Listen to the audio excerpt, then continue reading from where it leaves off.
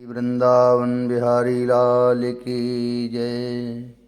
श्री कृष्ण गोविंद हरे मुरारे। हे नाथ नारायण वासुदेव।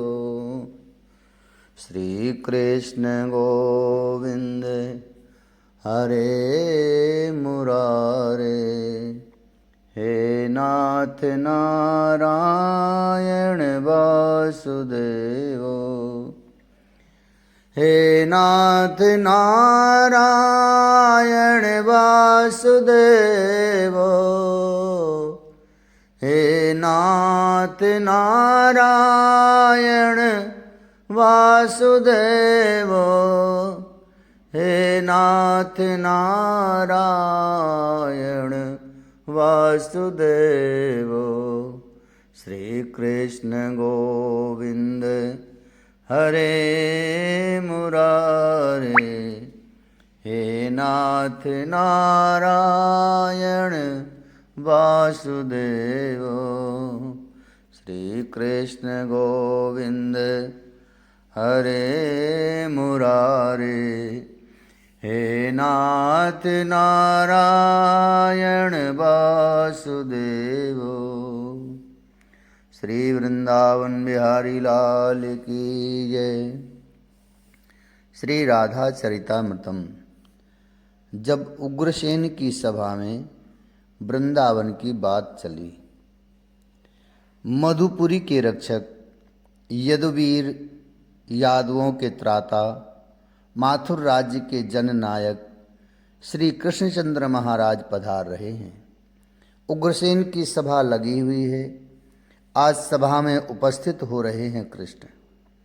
सभासद सब उठे। मंत्री, मंत्रिमंडल के सभी मान्य व्यक्ति स्वागत के लिए खड़े हो गए थे। महामंत्री तो उद्धव हैं। उनके चेहरे पर एक अलग ही चमक देखी जा सकती थी। वो चहक से रहे थे। महाराज उग्रसेन के उठने की आवश्यकता नहीं थी। वो राजा हैं, पर श्री कृष्ण ने ही तो उन्हें राजा बनाया है। मथुरा की प्रजा तो चाहती थी कि कंसवध पश्चात कृष्ण ही मथुरा नरेश बने, पर नहीं, कृष्ण ने यह स्वीकार नहीं किया और कंस के पिता को ही राज्य सौंप दिया। राजा उग्रसेन ये जानते हैं कि लोकप्रिय जननायक तो कृष्ण ही हैं।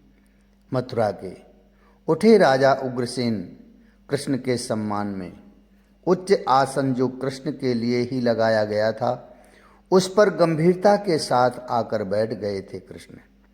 पर कुछ मंत्रियों की नज़र में कृष्ण बालक ही हैं। बुजुर्ग हैं यादों में ये, इसलिए ज़्यादा गंभीरता से लेते नहीं हैं कृष्ण को ये लोग। आप कब पधारे? हाथ जोड़कर राजा उग्रसेन ने पूछा। उठे कृष्ण। आप राजा हैं, इसलिए इस तरह उठकर और मेरे सामने हाथ न जोड़ें। मैं तो आपका सेवक हूँ महाराज। कृष्ण ने उग्रसेन को हाथ जोड़कर ये सब कहा। साधु साधु। सभासद सब बोल उठे। उद्धव गदगद हो रहे हैं। वो तो बस अपने स्वामी को ही अपलक देखे जा रहे हैं। बैठे राजा उग्रसेन। कृष्ण ने चारों ओर देखा, पर गंभीर ही बने रहे। विद्या पूरी हो गई आपकी? एक वृद्ध सभासद ने पूछा था। जी, आपकी कृपा से पूरी हो गई। वयोवृद्ध का कितना सम्मान करते हैं कृष्ण। मैं यादवों का महामंत्री उद्धव मथुरा नरेश महाराज उग्रसेन को प्रणाम करते हुए सभा में विराजे विशेष महत्पुरुष श्री कृष्णचंद्र जी के चरणों में वंदन करते हुए आज की सभा प्रारंभ करने की अनुमति महाराज से चाहता हूँ। उद्धव ने सभा में उठकर सबके सामने भूमिका रखी। अनुमति है। महाराज उग्रसेन ने आज्ञा दी। कंस की मृत्यु के पश्चात कंस पत्नियां अपने पिता के यहाँ चली गई हैं। उद्धव बोल रहे थे। नहीं नहीं, हम में से किसी ने उन्हें यहाँ से भगाया नहीं है, ये बात मैं स्पष्ट कर दूं। सब हंसे, पर कृष्ण गंभीरता से सुनते रहे। अब मथुरा के ऊपर एक संकट मंडरा रहा है जिसे हम नज़रअंदाज नहीं कर सकते।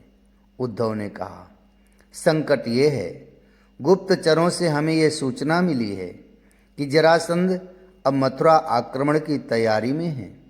इसके लिए उसने देश विदेश से राक्षसों और आतंकवादियों को जुटाना भी शुरू कर दिया है। इसलिए हमें सावधान रहने की आवश्यकता है। इसके लिए हमारी क्या रणनीति होनी चाहिए, इस पर हम विचार करें। इतना कहकर उद्धव बैठ गए। सब ठीक है ना? महाराज उग्रसेन ने धीरे से पूछा कृष्ण से। मुस्कुरा दिए बस कृष्ण। अब हम सब श्री कृष्णचंद्र की वाणी सुनना चाहेंगे। सभा से आवाज़ उठी।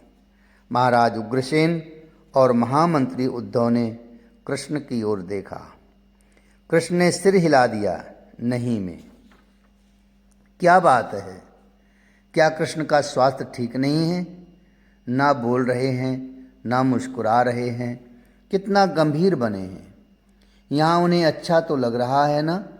सभा में लोग बातें करने लग गए थे, पर ये बातें कानों से होते हुए सभा में फैलने लगी थीं। इनके लिए मथुरा में अच्छी से अच्छी व्यवस्था होनी चाहिए। इन्हीं कमल नयन की कृपा से ही हम कंस के अत्याचार से मुक्त हुए हैं। बड़े बड़े लोग भी यही कह रहे थे।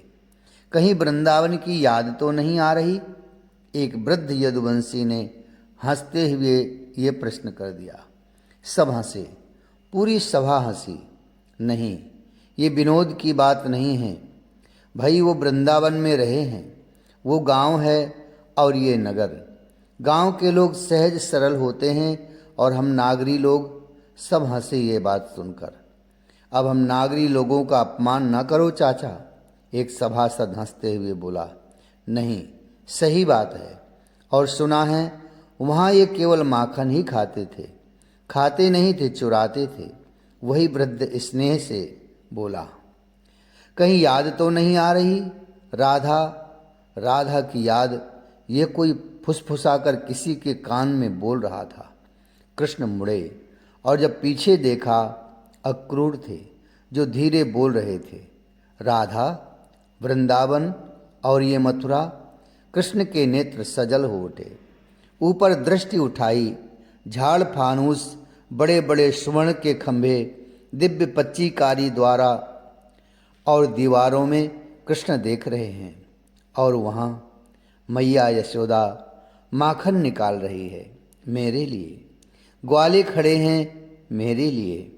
गोपियाँ जल भरने भी जाती हैं मेरे लिए। और मेरी राधा, वो तो जी ही रही है मेरे लिए। पर यहाँ कौन है ऐसा जो मेरे लिए हो, सिर्फ मेरे लिए? यहाँ तो सब अपने लिए ही जी रहे हैं। और वहाँ रो गए कृष्ण। पहले तो आंसुओं को रोकने की कोशिश की, पीताम्बरी से पूछते भी रहे, पर प्रेम छुपता कहाँ है। सभा स्तब्ध हो गई। सबको लगने लगा हमसे कोई गलती हो गई क्या। महाराज उग्रसेन कांप गए। कृष्ण उठे और बिना किसी से बात किए उस सभा से ही चल दिए। उद्धव ने देखा, महाराज उग्रसेन ने इशारे में कहा, जाओ जानकारी लेकर आओ कि बात क्या है। उद्धव पीछे भागे। कृष्ण की पीताम्बरी गिर गई, पर उन्हें कुछ भान नहीं है। वो बस अपने महल की ओर चले जा रहे हैं। वत्स, मुस्कुराते हुए सामने खड़ी मिली देवकी माता। कृष्ण ने देखा, उनके हाथों में देखा एक थाल है जो किसी रेशमी वस्त्र से ढका हुआ है। पता है ये क्या है? हंसते हुए देवकी माता ने कहा। कृष्ण ने बस आंखों के इशारे से ही पूछा, क्या है? मेरे पुत्र, ये माखन है। अब मैं यशोदा की तरह तो निकाल नहीं सकती, दासियों से कहकर, और रोहिणी ने मेरी मदद की। देवकी ने कहा, ओह! यशोदा मैया का नाम और उनका वात्सल्य से सना माखन। कृष्ण की हिलकियाँ छूट गईं। आंसुओं की धार निकल पड़ी। महल में गए और महल का द्वार बंद कर दिया भीतर से, और खूब रोते रहे, खूब रोते रहे। श्री वृंदावन बिहारी लाल की जय। श्री राधा वल्लभ लाल की जय। राधा राधा राधा